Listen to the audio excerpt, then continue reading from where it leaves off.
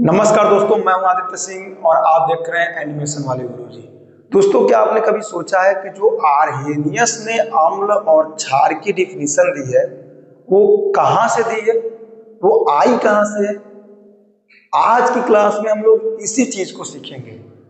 आपको मैं बता दूं, इस क्लास को कभी पढ़ाया ही नहीं जाता है क्लास 10th के बच्चों को, जिसकी वजह से उन्हें अम्ल और क्षार वाले चैप्टर में हमेशा कंफ्यूजन होती है। हमेशा वो परेशान रहते हैं चीजों को लेके, उन्हें कुछ समझ में ही नहीं आता है और समझ में आ गया तो उस चीज की कभी फीलिंग नहीं आती है। तो चलिए, मैं आपको उस फीलिंग को देने का प्रयास करूंगा। क्लास को स्टार्ट करते हैं, क्योंकि आपको ही पता है इस क्लास पे एजुकेशन होती है, बकवास नहीं होता है। सबसे पहला टॉपिक, आर्हेनियस ने एक एक्सपेरिमेंट किया था।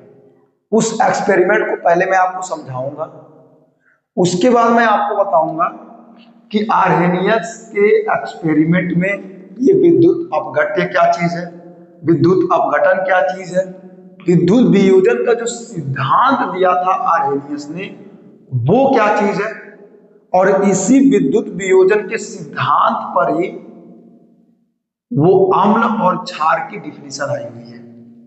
उसके बाद हम कुछ बातें पढ़ेंगे जो आर्हेनियस के सिद्धांत से निकल के आई हैं, जैसे ये जो रिएक्शन हो रही है वो उत्क्रमणीय हो रही है कि नहीं, आयन क्या होते हैं, आयनों की मात्रा क्या कहता है, मतलब क्या कहलाती है, उसके अलावा विद्युत चालकता क्या होती है, आयनों की निर्भरता किस पे होती है। ये सारे टॉपिक्स हम लोग आज की क्लास में कवर करेंगे। अभी बोर्ड पे लिखी हुई एक भी चीज आपको नहीं समझ में आ रही होगी, लेक्चर को एंड होने दीजिए, आपको एक एक बात समझ में आएगी। पहले एक्सपेरिमेंट पे गौर करते हैं, ध्यान से सुनिएगा। हमारे भाई साहब ने किया क्या, आर्हेनियस का काम है ये, मैं यहाँ पे लिख दे रहा हूं आर्हेनियस। आर्हेनियस ये जो भी काम है बेटा वो किसने किया था, आर्हेनियस भाई साहब ने। अब आर्हेनियस भाई साहब ने किया क्या, सबसे पहले उन्होंने पानी का 1 बिलियन लिया। पानी समझ रहे हो ना, वाटर, इसमें केवल H2O था।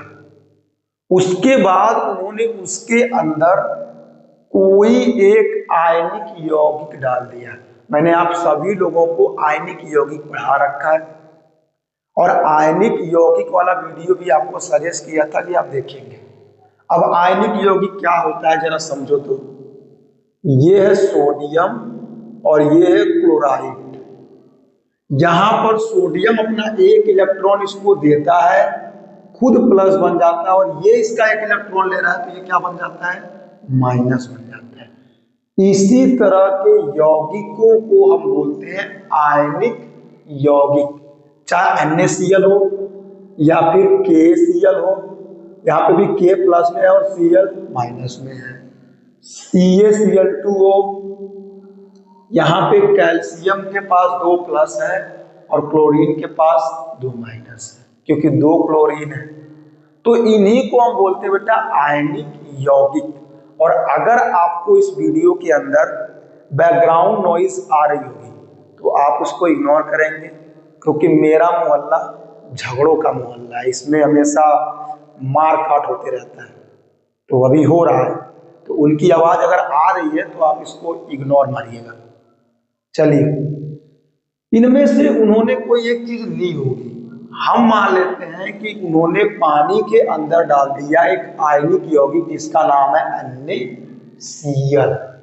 जब उन्होंने डाला ना, डालने के बाद उन्होंने क्या किया कि ये जो रॉड डाल रखे थे ना, इस रॉड के अंदर करंट फ्लो कराई।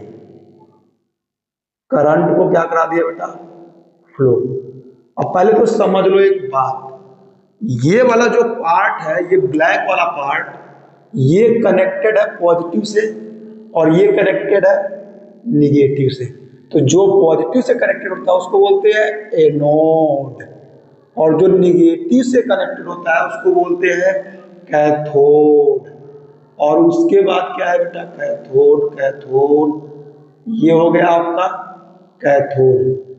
अब समझो मेरी बात को। अब जो एनोड है वो पॉजिटिव से चार्ज है, मतलब पॉजिटिव से कनेक्ट है। जैसे ही स्विच को मैं ऐसे ऑन किया, यहां से पॉजिटिव यहां तक आ जाएगा और हमारा एनोड पूरी तरह से पॉजिटिवली चार्ज हो जाएगा। एज इट इज यहां से जो भी माइनस है वो उठ के यहां तक आ जाएगा और ये पूरा छड़ जो है वो निगेटिव से भर जाएगा, निगेटिवली चार्ज हो जाएगा। क्या यहां तक आपको बात समझ में आई? मैंने बस ये बताया है कि एक विलयन है, उस विलयन के अंदर जल ले रखा है आर्हेनियस ने, उसके अंदर वो डाल रहा है आयनिक यौगिक, उसके बाद डाल रहा है दो छड़, उन छड़ों को कनेक्ट कर रहा है बैटरी से। बैटरी के जिस हिस्से से पॉजिटिव कनेक्टेड है उसको एनोड बोल दिए, जिससे निगेटिव कनेक्टेड है उसको कैथोड बोल दिया। अब स्विच ऑन करेंगे तो ये पूरा पॉजिटिव हो जाएगा, ये पूरा निगेटिव हो जाएगा। क्या यहां तक आपको बात समझ में आ रही है? चलिए, इतना एक्सपेरिमेंट रखने के बाद आर्हेनियस को क्या देखने को मिला कि यहां से एक हरे पीले रंग की बहुत ही तीखी गंध करती हुई गैस निकल रही थी, जिसको सूंघ के उसको मर जाने का मन कर रहा था। और यहां पे चांदी देखा आपने, चांदी चांदी कलर के एकदम व्हाइटिश कलर का एक पदार्थ जमा हो गया था। अब उन्होंने किया क्या, इस पदार्थ को खुरेचा और खुरेच के डाल दिया पानी के अंदर और वो ऐसे जलने लगा। उन्होंने ऐसा क्यों किया? उन्हें पता करना था कि यहाँ पे कौन सा पदार्थ लगा हुआ है। आई बात समझ में? चलिए, अब यहाँ पे क्लोरीन, यहाँ पे जो गैस निकल रही थी ना तीखी और बहुत ही ज्यादा तीखी गंध थी उसकी और हरे और पीले रंग की थी। यहाँ पे जो गैस निकल रही थी हरे पीले रंग की तीखी गंध करती हुई, उस गैस का भी एक नाम था, उसका नाम था क्लोरीन। क्योंकि क्लोरीन ही एक ऐसी गैस है जो पीले हरे रंग की होती है। हरे पीले रंग की मतलब समझ रहा है, पीला लो हरा लो दोनों को मिक्स कर लो, आपको जो कलर मिलेगा उसको बोलेंगे हरे पीले रंग का कलर, उसी कलर की होती है क्लोरीन गैस। और वो क्लोरीन गैस ऐसी गंध देती है कि आपको घुटन होने लगेगी, मर जाने का मन करेगा। समझ में आई बात? देखो बेटा, बैकग्राउंड नॉइस बढ़ता जा रहा है तो आप थोड़ा सा चीजों को एडजस्ट कीजिएगा। अब मैं नहीं कुछ कर सकता हूं इसके लिए। जहां पे अपढ़ित लोग रहते हैं, मतलब अपठित लोग जिनके पास कोई नॉलेज नहीं होता है, वो फालतू की बातों पे लड़ना ही जानते हैं। आप ये फालतू के काम मत कीजिएगा, ठीक है? आप लोग एजुकेशन पे ध्यान दीजिए। आप लोग भी नहीं पढ़ेंगे तो आप लोग भी ऐसे एक दिन चिल्लाएंगे बाहर, जैसे लोग चिल्ला रहे हैं। चलिए हम लोग क्लास को नेक्स्ट लेवल पे लेके चलते हैं। ज्यादा नॉइज आएगा बेटा तो कमेंट करना, मैं दूसरा वीडियो इस पे बना के अपलोड करूंगा। क्या ही मैं कर सकता हूँ बताओ। यहाँ पे देखो, ये एनोड था, ये कैथोड था। यहां से जो गैस बाहर निकल रही थी वो तीखी गंध वाली थी और हरे और पीले रंग की थी, जिसको हम बोलेंगे Cl2। यहां पे जो पदार्थ मिल रहा था वो चांदी कलर का था, जिसको हम क्या बोलेंगे, सोडियम Na। क्या यहां तक आपको चीजें क्लियर है बेटा? यहां तक आपको चीजें क्लियर है? आगे बढ़े। अब देखो, जो जो चीजें उनको मिली उनके अनुसार उन्होंने दिमाग लगाया। अब दिमाग क्या लगाया उन्होंने? दिमाग ये लगाया कि जो हमारा एनोड भावा है, एनोड भाई साहब, एनोड, इस एनोड के ऊपर चूंकि ये पॉजिटिव है और हमने पानी के अंदर डाला था सोडियम क्लोराइड, और सोडियम क्लोराइड का एक हिस्सा पॉजिटिव और एक हिस्सा निगेटिव है। तो इन्होंने देखा क्योंकि सोडियम कह रहा हूं, एनोड पॉजिटिव है, इसीलिए क्लोरीन इसके पास जा रहा है, अपना इलेक्ट्रॉन इसको दे रहा है। अरे पॉजिटिव है ना, पॉजिटिव का मतलब इलेक्ट्रॉन की कमी है, तो इलेक्ट्रॉन ये जा रहा है, अपना इलेक्ट्रॉन इसको दे रहा है। देखो ऐसे देगा बेटा, अपना इलेक्ट्रॉन दे रहा, त्याग कर दे रहा, बाहर निकाल दे रहा है, और क्या बना रहा है, Cl2 गैस। अब Cl2 गैस बनाने के लिए हमारे पास कितने होने चाहिए क्लोरीन? 2 होने चाहिए ना, Cl माइनस। इन्होंने ये बताया कि 2 Cl माइनस इसमें से उठ के जा रहे हैं, वो दोनों के दोनों Cl माइनस अपने इलेक्ट्रॉन त्याग कर रहे हैं, एक दूसरे से रिएक्शन कर रहे हैं और Cl2 गैस बन के बाहर निकल जा रहे हैं। तो एनोड पे ये रिएक्शन हो रही है। ये किसने बताया? आर्हेनियस भाई साहब ने बताया, और हमने देखा भी है एनोड के अंदर से क्लोरीन गैस बाहर निकल रही थी। चलो, अब कैथोड पे क्या होता था? कैथोड देखो बेटा निगेटिव था। कैथोड उस समय कैसा था? निगेटिव। कैथोड, कैथोड कैसा था बेटा? ये था आपका निगेटिव। कैथोड निगेटिव था तो इसके पास गया सोडियम प्लस का। अभी इस बात को अच्छे से समझना, यहां पर क्लोरीन गया है, अपना 2 इलेक्ट्रॉन दे दिया है। 2 इलेक्ट्रॉन देते ही प्लस ने उस 2 इलेक्ट्रॉन को खींच लिया। अब यहां पर भी तो प्लस है, तो इस प्लस ने 2 इलेक्ट्रॉन खींच के इसको दे दिए। अब इसने क्या किया? इन 2 इलेक्ट्रॉनों को खींच के यहां पे रख दिया। यहां से ये 2 इलेक्ट्रॉन उठ के यहां पे आ गए कैथोड पे। अब सोडियम जब कैथोड पे जाता है तो उसको यही 2 इलेक्ट्रॉन मिलते हैं। अब एक सोडियम तो केवल एक ही इलेक्ट्रॉन ले सकता है ना, तो हम लोग लिख देते हैं कि यहाँ पे 2 सोडियम है, इसने 2 इलेक्ट्रॉन को लिया है और उसके बाद से हमको क्या मिला है? 2 गुना सोडियम परमाणु या तत्व। अब जरा मेरे को चीज बताओ बेटा, जो मैंने आपको सिखाया क्या आपको समझ में आया?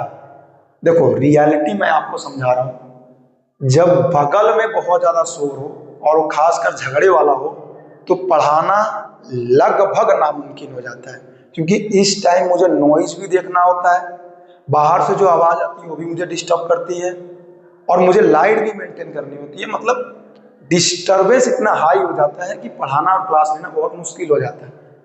ठीक है, आप लोग थोड़ा सा एडजस्ट कीजिएगा। मैं इसको एक बार रिकैप करता हूं। देखो आर्हेनियस भाई साहब थे, उन्होंने आम्ल और क्षार की परिभाषा दी थी। आर्हेनियस भाई साहब ने क्या किया था? पानी लिया था, उस पानी के अंदर 2 रॉड डाले थे, उन रॉड डालने के बाद उसमें सोडियम क्लोराइड डाला, यानी कि वो क्या बोलते हैं, नमक। उसके बाद उन्होंने क्या किया? उस रॉड से कनेक्ट कर दी एक बैटरी। पॉजिटिव से जिसको कनेक्ट किया था उसको एनोड बोलते थे, निगेटिव जिससे कनेक्ट किया था वो कैथोड कहलाता था।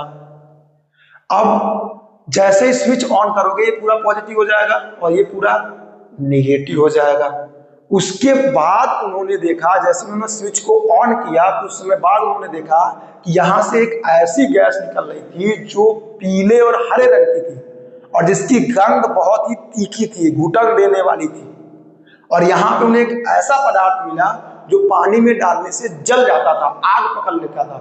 तो उन्होंने कहा कि यहाँ पे मिल रहा है क्लोरीन गैस और यहाँ पे क्या मिल रहा है? सोडियम।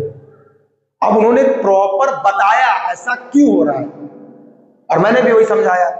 उन्होंने ये बात को प्रॉपर बताया कि यहाँ से क्लोरीन क्यों बाहर जा रहा है और यहाँ से सोडियम क्यों बाहर जा रहा है, ये उन्होंने बताया और मैं भी आपको बता रहा हूँ। देखो ये सोडियम क्लोराइड, इसका एक हिस्सा पॉजिटिव और एक निगेटिव। अब इस निगेटिव वाले को अगर कोई पॉजिटिव वाला मिलेगा तो वो तो उसकी ओर भागेगा ना, इसे ऐसे भागेगा, और इस पॉजिटिव वाले को अगर कोई निगेटिव मिलेगा तो वो भी ऐसे भागेगा ना। देखो ये पॉजिटिव भाग रहा है निगेटिव की ओर और ये निगेटिव भाग रहा है पॉजिटिव की ओर। अब एक क्लोरीन यहाँ पे आ गया, उस एक क्लोरीन ने इसको इलेक्ट्रॉन दे दिया, Cl माइनस एक गया, उसने अपना एक इलेक्ट्रॉन त्याग कर दिया और क्या बनाया? Cl, और एक इलेक्ट्रॉन त्याग कर दिया। अब हमको क्या है? तो Cl चाहिए, ये तो क्लोरीन गैस मिला था ना। तो क्लोरीन गैस क्या होता है बेटा? क्लोरीन गैस जो होता है उसको हम बोलते हैं Cl2। तो 2 Cl अगर लेना है तो यहाँ पे भी 2 करना पड़ेगा ना, संतुलित बस कर लो बेटा, 2 करना पड़ेगा ना यहाँ पे। अब एक इलेक्ट्रॉन क्या है? बाहर निकल रहा है। क्या यहां तक आपको चीजें समझ में आ गई? यहां तक कोई डाउट नहीं होना चाहिए। अब उसके बाद से 2 क्लोरीन आयन यहाँ पे गए, अपने 2 इलेक्ट्रॉन यहाँ रखे, आपस में क्रिया की, क्रिया करके Cl2 बन के बाहर निकल गए। उसके बाद यहां पे जो 2 इलेक्ट्रॉन रखे थे वो दोनों इलेक्ट्रॉन उठ के यहाँ पे आए। अब यहां से एक सोडियम गया, एक इलेक्ट्रॉन लिया, सोडियम बन गया। फिर दूसरा सोडियम गया, उसने एक इलेक्ट्रॉन लिया, वो भी क्या बन गया, सोडियम। इसीलिए यहाँ पे सोडियम मिल रहा था और यहाँ पे क्लोरीन गैस प्राप्त हो रही थी। अब यहां से उनका मतलब जो एक्सपेरिमेंट किया आर्हेनियस ने, उसमें उन्होंने सीखा क्या, उन्हें पता क्या चला।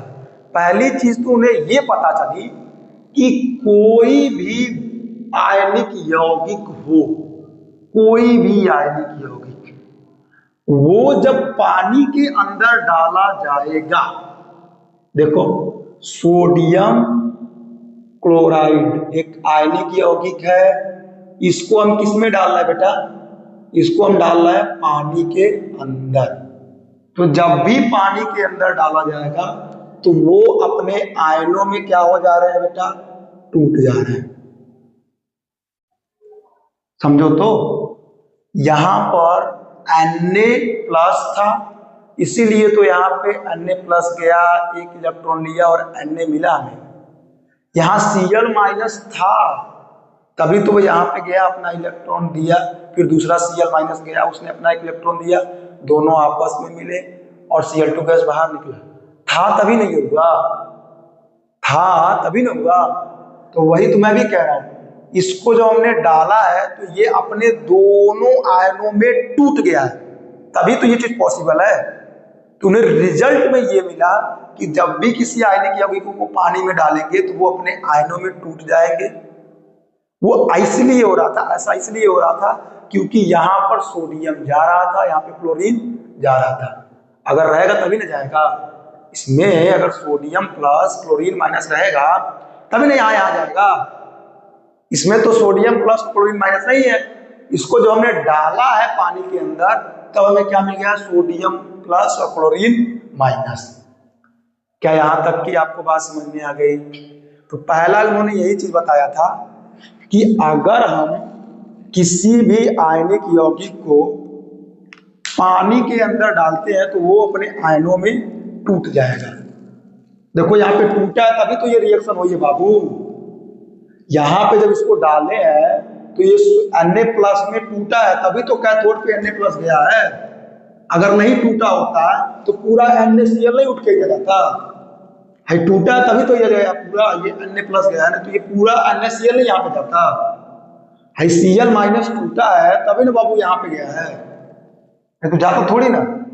ठीक, उन्होंने कहा कि ये हो सकता है, और अगर मैं पानी को हटा दूं तो वापस से ये आयन आपस में रिएक्शन करके उस यौगिक को बना सकते हैं।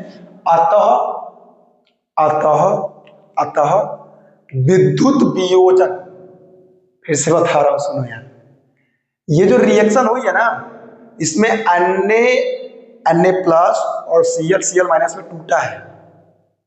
इस रिएक्शन को बोलते हैं विद्युत वियोजन।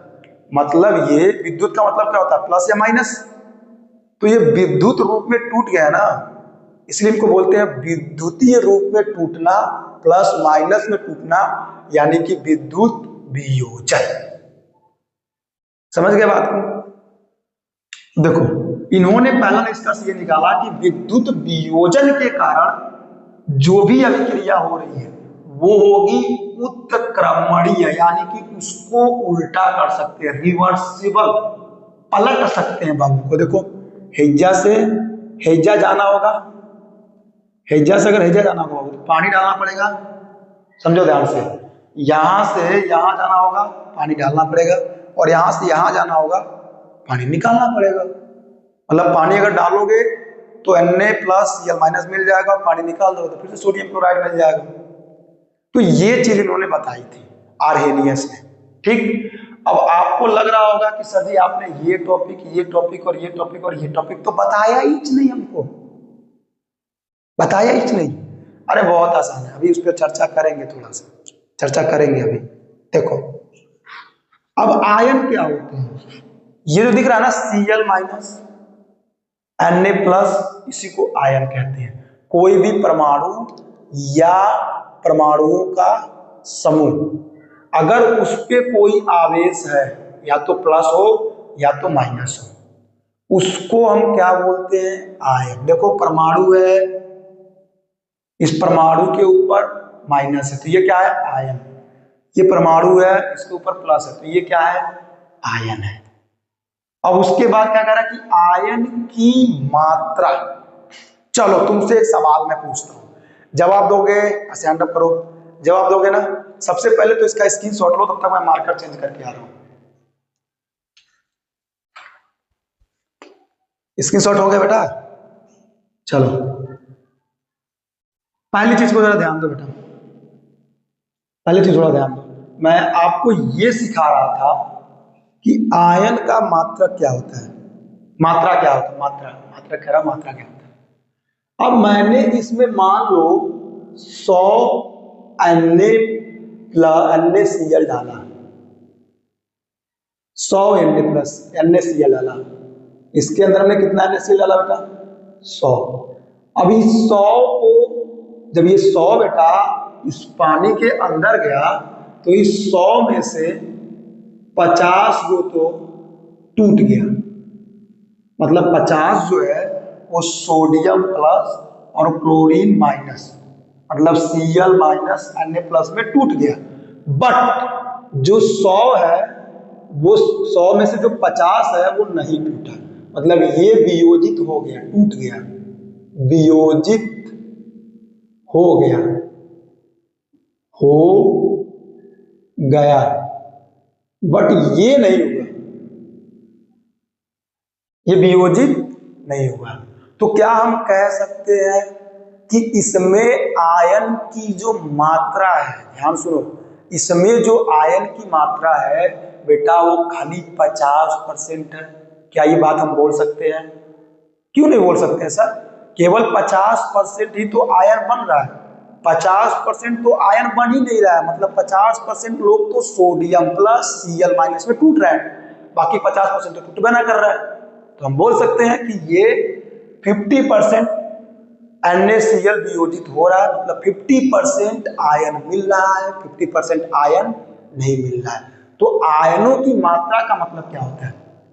आयनों की मात्रा का बस ये मतलब होता है बेटा, ध्यान से सुनो मेरी बात, आयनों की मात्रा, इसका मतलब ये होता है कि कितना परमाणु आयन बना, जितना परमाणु आयन बना उतना ही आयनों की मात्रा ज्यादा होगी, और उसी को हम बोलेंगे आयनों की मात्रा।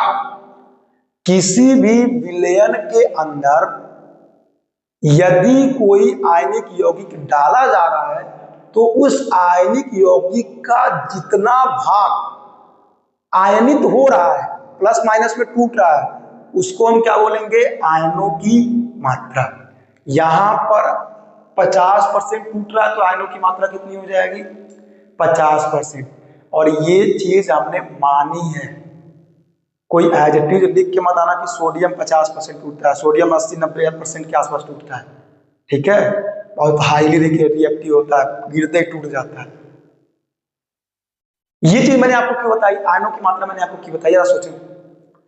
ये जो आयनों की मात्रा है ना बेटा, ये आपको समझने में हेल्प करेगा दुर्बल और प्रबल क्षार को, दुर्बल और प्रबल अम्ल को। ये आयनों की मात्रा हमेशा याद रखना कि अगर 100 डाल रहा है उसमें से 80 टूट जा रहा है तो आयनों की मात्रा 80% है, अगर 20 टूट रहा है तो आयनों की मात्रा 20% है। किसी भी यौगिक के अंदर जितने परसेंट आयनिक यौगिक टूट रहे हैं, आयनों में वियोजित हो रहे हैं, उसी को हम बोले आयनिक, आयनों की मात्रा बोलते हैं, ठीक है। आगे बढ़े, चलो अभी ये विद्युत चालकता क्या है, जरा समझो इस बात को। विद्युत धारा तभी चल सकती है जब उसको मुक्त इलेक्ट्रॉन मिले या खुला आयन, मुक्त आयन मिले। वो कब चल सकती है विद्युत धारा, जब उसको मुक्त आयन मिले और मुक्त इलेक्ट्रॉन, मतलब या तो मुक्त इलेक्ट्रॉन मिल जाए जो लोहे, कॉपर, एल्युमिनियम के अंदर होता है, या तो उसको मुक्त, समझो ध्यान से बात, या तो उसको मुक्त आयन मिल जाए, जैसे Na प्लस Cl माइनस, यहाँ पे देखो, यहाँ पे NaCl में, इसमें भी Na प्लस है और इसमें भी Cl माइनस है, बट ये बांधे है ना एक दूसरे से, ये मुक्त आयन नहीं है, बट ये मुक्त आयन है। Na प्लस और Cl माइनस, ये मुक्त आयन है। अरे सोचो यार, थोड़ा सा तो अपना दिमाग लगाओ, काहे गधे होने का सबूत दे रहे हो, थोड़ा सा दिमाग लगाओ। यहां पे देखो, यहां पे करंट फ्लो इसलिए हो रही है क्योंकि इसके अंदर Na प्लस और Cl माइनस है। तभी तो आर्हेनियस ने कहा था कि जैसे ही कौनों आयनिक यौगिकों को डालोगे तो वो अपने आयनों के रूप में टूट जाएगा, यानी कि मुक्त आयन मिलेगा।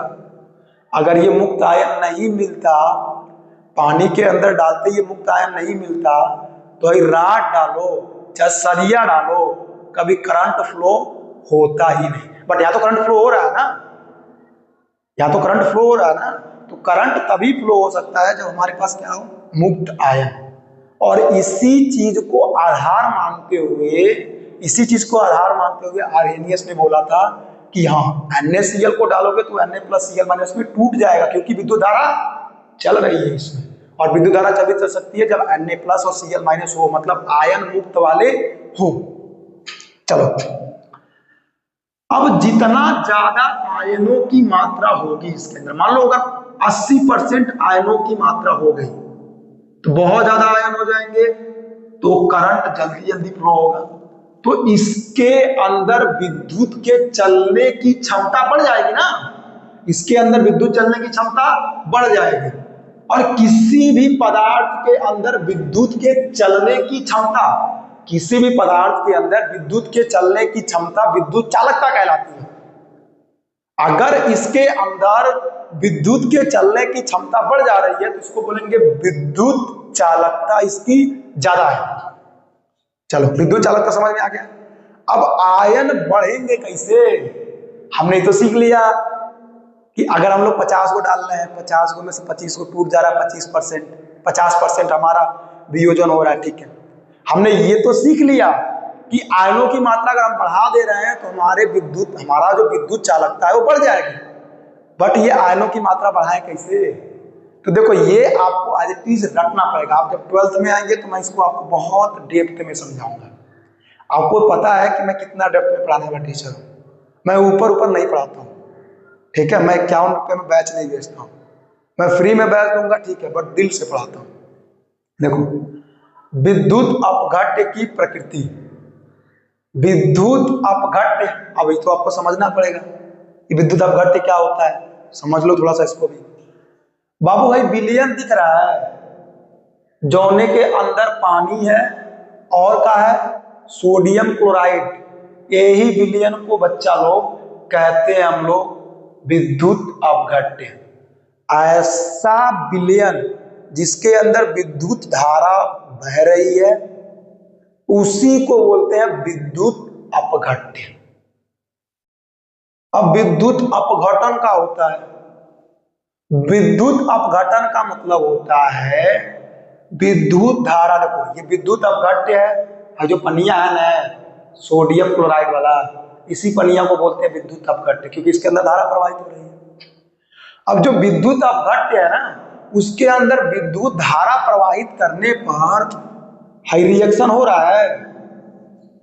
हाई रिएक्शन में देखो, देखो यहाँ 2 इलेक्ट्रॉन होना चाहिए, आप लोग बताते नहीं है, क्योंकि ऑफलाइन क्लास था तो आप लोग बताते, मैं सही कर लेता हूँ। इससे इसको काट दो, काटने के बाद क्या आएगा, Cl माइनस वो 2 गो प्लस का 2 गो सोडियम क्लोराइड, वो सोडियम प्लस का, और मिलत का हो देखो Cl2 प्लस का 2Na। तीर के इधर वाली चीजों को इधर लेके आया है यार, समझो यार।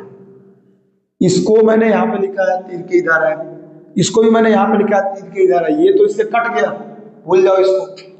इस Cl2 को मैंने यहाँ लिखा है और इस सोडियम को यहाँ पे लिखा है।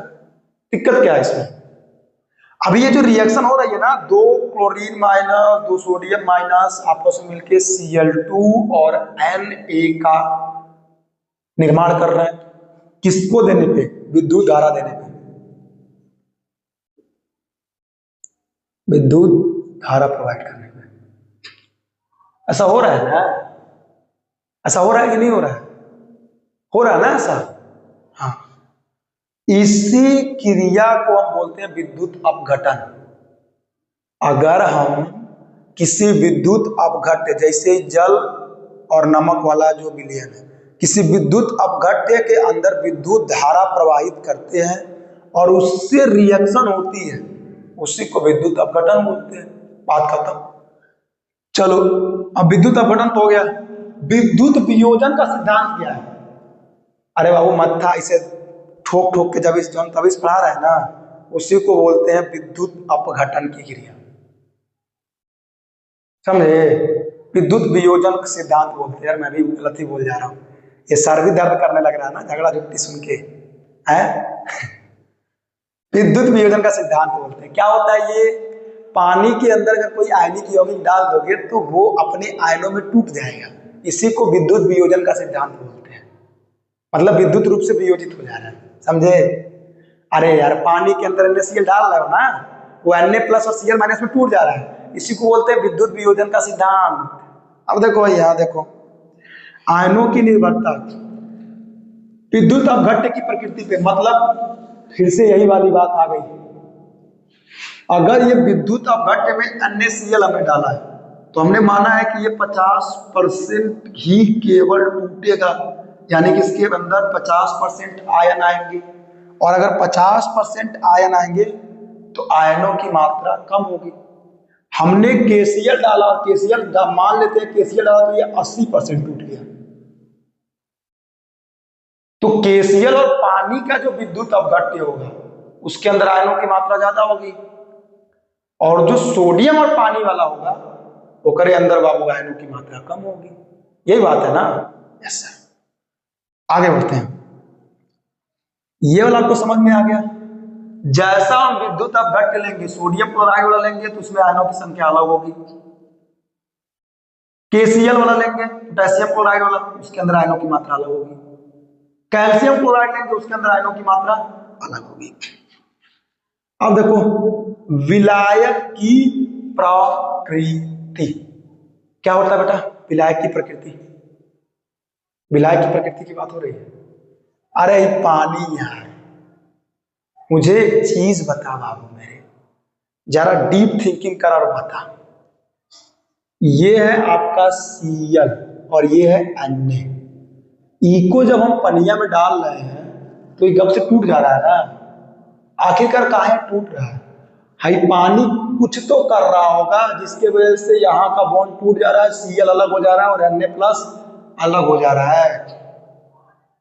अब मान लेते हैं जो पानी है ये कम में तोड़ पा रहा है, मतलब दोनों को कम ही अलग अलग कर पा रहा है, तो सोडियम क्लोराइड जब हम पानी में डाल रहे हैं तो केवल 85% टूट रहा है, और इसी को जब डाल रहे हैं हम मान लेते हैं केरोसिन में, मानने की बात कर रहा हूं यार, चलो मत मान, सोडियम क्लोराइड को पानी में डाल रहे हैं तो खाली 50% ही तोड़ पा रहा है। मान लेते हैं इसको किसी दूसरे विलयन में डाल दिया, वो विलयन इसको 80% तोड़ दिया, तो उसके अंदर आयनों की संख्या कितनी हो जाएगी? 80%, और इसके अंदर आयनों की मात्रा कितनी हो जाएगी? 50%। तो इस बात पे भी तो निर्भर कर रहा है कि कौन तोड़ रहा है। सुनो, कौन टूट रहा है यानी अपघट्य की प्रकृति, इस पे भी कर रहा है। कौन तोड़ रहा है यानी कि विलायक की प्रकृति, इस पे भी निर्भर करता है। उसके बाद विलयन की सांद्रता, समझो इस बात को, हाई जो विलयन रखा है ना, अगर ये विलयन के अंदर मैं 100 को डाल रहा हूं तो 50 को टूट रहा है, 50 को नहीं टूट रहा है, तो आयनों की मात्रा कितनी है? खाली 50 है। बट अगर इसी के अंदर मैं इसको और गाढ़ा कर रहा हूं, विलयन की सांद्रता को बढ़ा रहा हूं, 100 की जगह 200 डाल रहा हूं, तो पहले 100 जब डाल रहा था तो केवल 50 को हमको आयन मिला था, अब जब 200 डालूंगा, विलयन की सांद्रता को बढ़ाऊंगा, तो हमको 100 आयन मिलेगा ना, तो आयनों की मात्रा बढ़ेगी कि ना बढ़ेगी? एकदम बढ़ेगी। अब विलयन का तापमान, समझो यार बबुआ हमरा समझो। हाई जो पनिया है क्या कर रहा है, इनको और इनको अलग अलग कर रहा है ना, इनको और इनको अलग अलग कर रहा है ना। अगर मैं तापमान दे दूं तब तो ये और जल्दी जल्दी अलग अलग होंगे ना। तापमान अगर तुम्हारे, मेढक देखा है बाबू लोग, उसको खौलते पानी में डाल लो कूदने लगेगा ना, और इसे चुपचाप बैठा रहता है। तो इसको भी जब खौलते पानी में डालोगे तो कूदने नहीं लगेगा, जल्दी जल्दी इधर भागने लगेगा, जल्दी जल्दी इधर भागने लगेगा। तो विलयन का जब तापमान बढ़ाएंगे तब भी तो इफेक्ट पड़ेगा ना। अभी मैं उम्मीद करता हूं कि आपको पूरी क्लास समझ में आ गई होगी। बस एक छोटा सा रिवीजन मैं कर दे रहा हूं जिससे आपको चीजें एक साथ क्लियर हो जाए। पहली बात विद्युत अपघट्य से शुरुआत करते हैं। विद्युत अपघट्य का मतलब होता है पानी और सोडियम का विलयन। उसके बाद विद्युत अपघटन यानी कि हई वाली क्रिया, मतलब विद्युत अपघट्य के अंदर अगर धारा प्रवाहित कर रहे हैं तो जो अभिक्रिया हो रही है उसको बोलते हैं विद्युत अपघटन की अभिक्रिया। चलो, विद्युत वियोजन सिद्धांत क्या होता है, अगर पानी है और उसके अंदर आप आयनिक, पानी अगर है और उसके अंदर आप आयनिक यौगिक को डाल रहा है तो वो अपने आयनों में टूट जाएगी, प्लस अलग माइनस अलग, प्लस अलग माइनस अलग, प्लस अलग माइनस अलग, प्लस अलग माइनस अलग। इसी क्रिया को हम बोलते हैं विद्युत वियोजन का सिद्धांत। अब ये भी बताया कि विद्युत वियोजन जब भी होता है तो उत्क्रमणीय अभिक्रिया होती है। पानी निकाल दोगे तो फिर से वो सोडियम क्लोराइड बन जाएगा, पानी डाल दोगे तो फिर से वो सोडियम प्लस और क्लोराइड माइनस बन जाएगा। आयन मैंने बताया है, हाई आयन है, हाइयो आयन है, हाई पॉजिटिव है, नेगेटिव है। आयनों की मात्रा बताइए, अगर 100 को डाल रहे हैं उनमें से 50 को टूट रहा है तो आयनों की मात्रा 50% है। ये बताया विद्युत चालकता, आयनों की मात्रा जितनी ज्यादा होगी विद्युत उतना बढ़िया चलेगा, क्योंकि आयन ही विद्युत को चलाते हैं। तो आयन चलाएंगे या तो आपके मुक्त इलेक्ट्रॉन चलाएंगे। अब पनिया में मुक्त इलेक्ट्रॉन लाएगा कौन, आयन ही चलाते हैं। उसके बाद से आयनों की निर्भरता, आयन किस बात पर निर्भर कर रहे हैं, तो पहला चीज विद्युत अपघट्य की प्रकृति पे, यानी कि कौने को डाल रहे हैं, किसको हम पानी में डाल रहे हैं टूटने के लिए। सोडियम को डालेंगे कम में टूटेगा, पोटेशियम क्लोराइड को डालेंगे तो और टूट सकता है, तो आयनों की मात्रा बढ़ जाएगी ना। विलायक की प्रकृति, यानी पनियों की बात है, पनियन तोड़ रहा है दोनों को, हो सकता है पानी कम तोड़ रहा है, कौन और विलयन में डाल दे तो ज्यादा तोड़ दे, 50% तोड़ रहा है 100%, 80% तोड़ दे, तो विलयन की मात्रा बढ़ जाएगी ना, विलयन के अंदर आयनों की मात्रा। अब विलयन की सांद्रता, विलयन कितना गाढ़ा है, मान लो पहले हमने 100 डाला था तो 50 टूटा, अब विलयन को और गाढ़ा करूंगा तो 200 डालूंगा, 200 डालूंगा तो 100 टूटेगा। विलयन की मात्रा तो आयनों की मात्रा तो बढ़ी जाएगी ना।